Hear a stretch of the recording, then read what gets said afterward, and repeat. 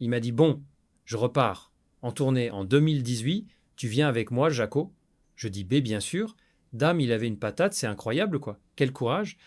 Oh la vache! À 82 ans, Jacques Dutronc vient de révéler ce que personne n'osait dire. Le chanteur légendaire, connu pour son silence légendaire et sa discrétion absolue, a décidé de briser l'omerta. Lui qui ne parle jamais, lui qui fuit les médias comme la peste, lui qui a toujours refusé de commenter la vie privée de ses amis, a lâché une bombe, une révélation sur ce qui s'est vraiment passé lors de la dernière tournée des Vieilles Canailles en 2017. Cette tournée mythique avec Johnny Hallyday et Eddie Mitchell, qui devait être une fête et qui s'est transformée en cauchemar, Jacques Dutronc a décidé de tout raconter, les coulisses, les tensions, la dispute finale, et au centre de tout ça, une femme, Laetitia Hallyday, la veuve du taulier, celle qui contrôlait tout, celle qui était présente partout, celle qui a fini par provoquer l'explosion finale. Ce que Duon révèle est explosif. Le dernier soir à Carcassonne, Eddie s'est engueulé avec Laetitia. Du coup, après tout le monde est parti dans son coin, une phrase courte, sèche, qui en dit long, une engueulade si violente qu'elle a gâché la dernière soirée. Une dispute qui a brisé l'ambiance de cette tournée historique, et Johnny, témoin de la scène, en a été profondément affecté au point de confier à Duon qu'il ne referait plus jamais les Vieilles Canailles à trois. Bon bah, on repart en tournée, tous les deux, mon Jaco. Ces mots, prononcés au bar de l'hôtel quelques heures après la dispute, seraient les derniers que Johnny a dit sur le sujet. 5 mois plus tard, il était mort. Alors que s'est-il vraiment passé ce soir-là? Pourquoi Laetitia et Eddie Mitchell se sont-ils violemment opposés? Et surtout, qu'est-ce que cette dispute révèle sur les tensions qui existaient déjà dans l'entourage de Johnny? Ce que Jacques Dutronc balance sur Laetitia Hallyday va bien au-delà d'une simple anecdote de tournée. Pour comprendre la portée de ces révélations, il faut d'abord saisir ce que représentait la tournée des Vieilles Canailles pour Johnny Hallyday.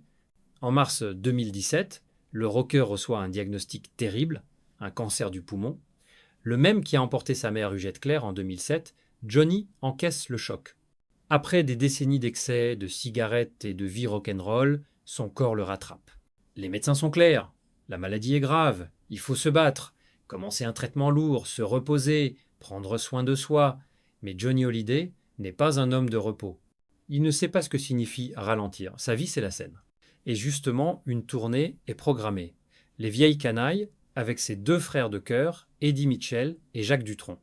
10 dates à travers la France du 10 juin au 5 juillet, des concerts qui affichent complets depuis des mois, des dizaines de milliers de fans qui attendent de voir ces trois légendes réunies une dernière fois. Laetitia, son épouse, est contre, absolument contre. Elle pense que c'est suicidaire. Johnny est affaibli par la maladie. Il commence à peine son traitement. Les chimiothérapies le vidant de son énergie. Il a besoin d'une machine à oxygène, un médecin lui fait des piqûres dans le ventre avant chaque concert. Comment peut-il monter sur scène dans cet état? C'est de la folie. Laetitia le supplie d'annuler, de reporter, d'attendre d'aller mieux. Moi, je voulais pas qu'il la fasse. J'avais peur pour lui. Je disais que c'était suicidaire, confiait-elle plus tard à Europe. Mais Johnny refuse d'annuler. Il regarde Laetitia droit dans les yeux et lui dit une phrase qui va la marquer à jamais. Si je ne la fais pas, je meurs. Pour Johnny, la scène n'est pas juste un métier, c'est sa raison de vivre. C'est ce qui le maintient debout. Sans la scène, il n'est plus rien. Il n'est plus Johnny. Alors, il décide de partir en tournée, même malade, même affaibli, même au risque d'y laisser sa peau. Et Laetitia, malgré ses peurs, accepte de le suivre, de l'accompagner, d'être là pour lui. Ça a été sa survie. La tournée des Vieilles Canailles, dira-t-elle, le 10 juin 2017, à Lille, les Vieilles Canailles donnent leur premier concert. Johnny monte sur scène avec son oxygène en coulisses, ses piqûres dans le ventre, sa douleur qu'il cache sous les projecteurs. Et là, miracle, quand il entend les premiers accords, quand il sent l'énergie du public, quand il voit Eddie et Jacques à ses côtés, Johnny se transforme. Le guerrier ressort, le soldat reprend du service. Sur scène, on ne voit rien, on ne devine rien de la maladie. Johnny chante, danse, sourit. Il est Johnny Hallyday, l'idole des jeunes, le taulier. Personne ne peut imaginer qu'il se bat contre un cancer qui le ronge de l'intérieur. Mais en coulisses, c'est une autre histoire. Laetitia est là constamment. Elle surveille, elle s'inquiète, elle vérifie qu'il prend ses médicaments, qu'il se repose entre les morceaux, qu'il ne force pas trop. Elle est présente dans les loges, dans le bus de tournée, à l'hôtel, partout. Certains membres de l'équipe apprécient sa vigilance. D'autres trouvent qu'elle en fait trop, qu'elle étouffe Johnny, qu'elle contrôle tout. Les tensions commencent à monter discrètement d'abord, puis de plus en plus ouvertement. Eddie Mitchell en particulier supporte mal cette omniprésence. Lui et Johnny sont amis depuis les années 60, plus de 50 ans de complicité, ils ont tout vécu ensemble, les débuts du rock en France, les tournées, les excès, les femmes, les réussites, les échecs. Eddie connaît Johnny mieux que personne, ou du moins, il pense le connaître, et ce qu'il voit pendant cette tournée le met mal à l'aise. Johnny, entouré, surprotégé, presque étouffé par Laetitia et son équipe, Eddie voudrait passer du temps seul avec son ami, discuter comme avant, rire comme avant, mais Laetitia est toujours là entre eux. Les semaines passent, les concerts s'enchaînent. Lille, Marseille, Strasbourg, Lyon, Bordeaux, Toulouse, Paris. À chaque date, Johnny donne tout. À chaque fois, il épuise ses dernières réserves et à chaque fois, Laetitia est là pour le rattraper. Le 24 juin, lors du concert à l'Accor Wells Arena de Paris, diffusé en direct sur T-Fun, Laetitia accorde une interview à Nikos Aliagas quelques minutes avant le show. Elle était mue aux larmes. C'était un surhomme. Il fallait voir le courage qu'il avait à travers cette maladie. Il a un médecin qui lui fait des piqûres dans le ventre, il y a une machine à oxygène, et il va sur scène comme un guerrier, un soldat, ne pas lâcher, ne pas montrer. Mais malgré ce courage, malgré cette volonté de faire, Johnny s'épuise physiquement, mentalement, et l'ambiance dans le groupe se dégrade. Les non-dits s'accumulent, les frustrations grandissent. Eddie Mitchell, Jacques Dutronc, l'équipe technique, tous sentent que quelque chose ne tourne pas rond, mais personne n'ose vraiment en parler. Par respect pour Johnny, par peur de le blesser, alors tout le monde fait semblant jusqu'au dernier soir. Le 5 juillet 2017, Carcassonne, théâtre Jean Deschamps, le dernier concert de la tournée, le tout dernier concert de Johnny Hallyday. Personne ne le sait encore ce soir-là, mais c'est la dernière fois que le taulier montera sur scène, la dernière fois qu'il chantera devant son public, la dernière fois qu'il sera Johnny. Le concert se passe plutôt bien. Malgré la fatigue, malgré la maladie, Johnny assure, il s'assoit plus souvent que d'habitude. Johnny n'était pas comme d'habitude. Il s'asseyait souvent, mais on n'aurait pas dit non plus qu'il subissait des séances de chimiothérapie, racontera un témoin. Le public ne voit rien. Il applaudit, il chante, il vibre. C'est une soirée magique. Une dernière communion entre Johnny et ses fans. Mais après le concert, tout bascule. Ce qui se passe exactement reste flou. Dutronc n'entre pas dans les détails. Il ne révèle pas le sujet de la dispute, mais le fait est là. Eddie Mitchell et Laetitia Hallyday ont une violente engueulade. Les mots fusent, les reproches éclatent. Peut être Eddie reproche T.I. à Laetitia son omniprésence étouffante. Peut être Laetitia reproche T.L. à Eddie de ne pas comprendre à quel point Johnny est fragile. Peut être que c'est un vieux conflit qui ressurgit ou peut être que c'est la fatigue accumulée pendant des semaines qui explose soudainement. Quoi qu'il en soit, la dispute est assez grave pour que tout le monde parte dans son coin. L'ambiance est plombée. Cette dernière soirée, qui devait être une fête, un moment de célébration, se transforme en désastre. Au lieu de trinquer ensemble, de se remémorer les bons moments, de se dire au revoir dignement, chacun s'isole. Eddie Mitchell file en douce sans dire au revoir à personne. Johnny est profondément blessé par cette disparition.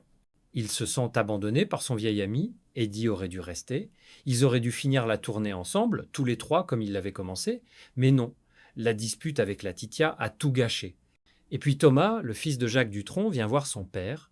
Johnny est au bar, tu dois y aller. Dutronc descend. Il trouve Johnny seul.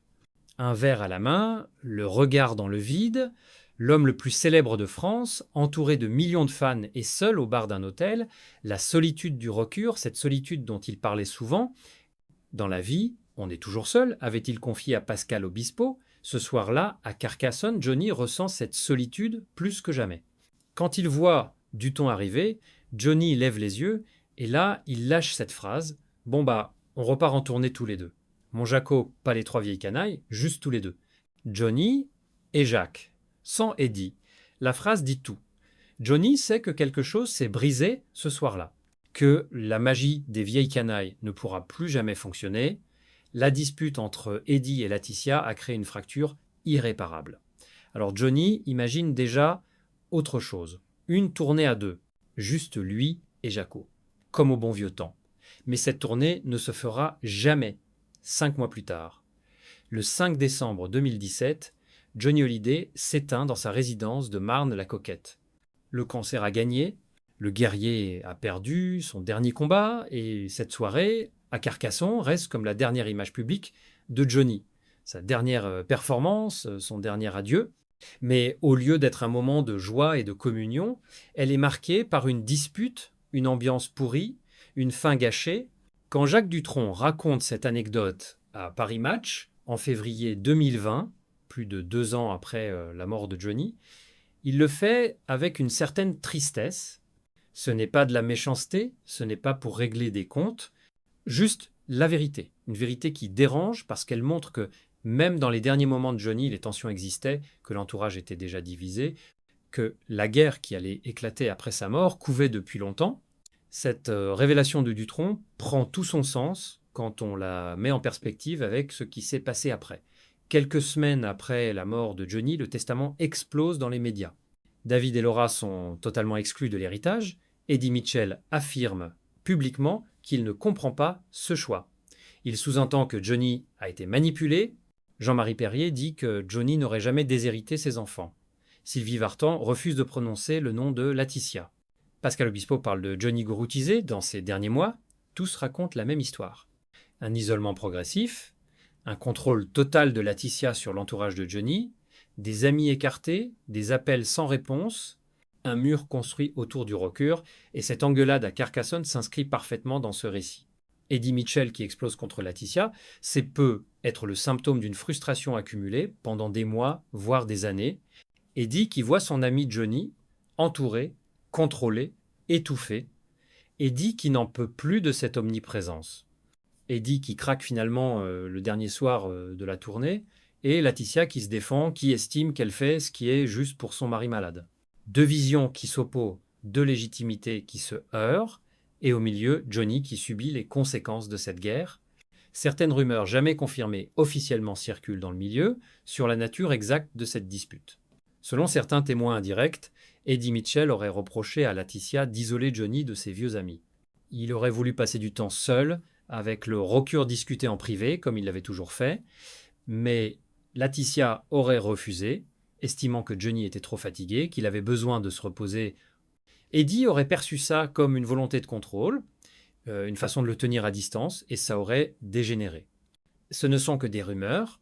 Dutronc n'a jamais confirmé ces détails, mais elles circulent et elles correspondent au récit général de l'isolement de Johnny.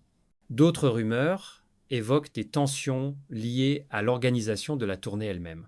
Laetitia aurait voulu imposer certaines décisions, modifier le planning, changer des choses dans le déroulement des concerts. Eddie et Jacques, habitués à gérer les vieilles canailles d'une certaine manière, auraient mal vécu ces interventions. Ils auraient eu l'impression que Laetitia se mêlait de ceux qui ne la regardaient pas. Encore une fois, ce ne sont que des bruits de couloir, rien de confirmé, mais ils alimentent l'idée que les tensions n'ont pas surgi de nulle part ce soir-là à Carcassonne. Ce qui est certain, c'est que cette engueulade a profondément affecté Johnny. Dutronc le dit clairement. Johnny était triste, désabusé. Il avait voulu terminer cette tournée en beauté, avec ses deux meilleurs amis, et au lieu de ça, tout se finissait dans la confusion et l'amertume. Sa phrase à Dutronc au bar de l'hôtel résonne comme un aveu d'échec. On repart en tournée tous les deux. Johnny a compris que les vieilles canailles c'était fini, qu'il ne pourrait plus jamais réunir ses deux amis, que quelque chose s'était cassé définitivement. Et le fait que Eddie Mitchell soit parti sans dire au revoir a particulièrement blessé Johnny. Selon Paris Match, le taulier était peiné à cause du manque de compassion et d'empathie dont avait fait preuve son vieil ami. Eddie aurait dû rester. Il aurait dû mettre sa fierté de côté, il aurait dû comprendre que c'était être la dernière fois qu'il se voyait, mais il est parti, et Johnny lui en a voulu, même si Eddie, de son côté, estimait probablement avoir de bonnes raisons d'agir ainsi. Cette histoire révèle quelque chose de fondamental sur les derniers mois de Johnny. Le rocure était pris entre deux feux, D'un côté, Laetitia qui voulait le protéger, le préserver, le garder pour elle et leur fille. De l'autre, ses vieux amis qui voulaient profiter de lui, passer du temps avec lui, le voir sans filtre. Deux amours, deux fidélités, de légitimité, et Johnny au milieu tiraillé, incapable de contenter tout le monde. Alors, il a fini par perdre tout le monde. Ses amis se sont éloignés. Laetitia est devenue l'ennemi public numéro 1 après sa mort. Et lui, il est parti en laissant derrière lui un champ de ruines. Jacques Dutronc, en racontant cette anecdote, ne cherche pas à accabler Laetitia. Il constate juste les faits. Une engueulade a eu lieu. L'ambiance a été plombée. Johnny en a souffert. C'est tout. Dutronc ne dit pas que Laetitia avait tort. Il ne dit pas qu'Eddie avait raison. Il raconte juste ce qui s'est passé avec sa nonchalance habituelle, sans jugement, sans prendre parti. C'est peut être ça qui rend son témoignage si puissant. Il n'y a pas de colère, pas de rancœur, juste une tristesse face à ce gars. Aujourd'hui, à 82 ans, Jacques Dutronc vit retiré. Il a perdu François Hardardy en 2024, après des décennies de vie commune, chaotique mais sincère. Il pleure encore Johnny. Il n'y a pas une journée qui passe sans qu'il pense à lui, et cette soirée à Carcassonne reste probablement l'un de ses plus mauvais souvenirs, pas à cause de la dispute elle-même, mais à cause de ce qu'elle symbolise, la fin d'une époque, la fin d'une amitié de 50 ans, la dernière fois qu'il a vu Johnny vivant et libre. Alors oui, à 77 ans, en 2020, quand il a fait ses déclarations, Jacques Duhon est sorti du silence sur Laetitia Hallyday, pas frontalement, pas avec violence, mais en racontant une vérité qui dérange, cette engueulade à Carcassonne, cette ambiance pourrie, ce dernier soir gâché. Et à travers ce récit, c'est toute une histoire qui se dessine, celle d'un homme malade pris en otage entre sa femme protectrice et ses amis frustrés d'une tournée qui aurait dû être une fête et qui s'est terminée en drame, celle d'une famille qui s'est déchirée avant même la mort de celui qui la tenait unie. Jacques Dutronc n'accuse personne, mais son témoignage en dit long, beaucoup plus que n'importe quelle accusation frontale, parce que la vérité parfois est bien plus puissante que tous les procès d'intention.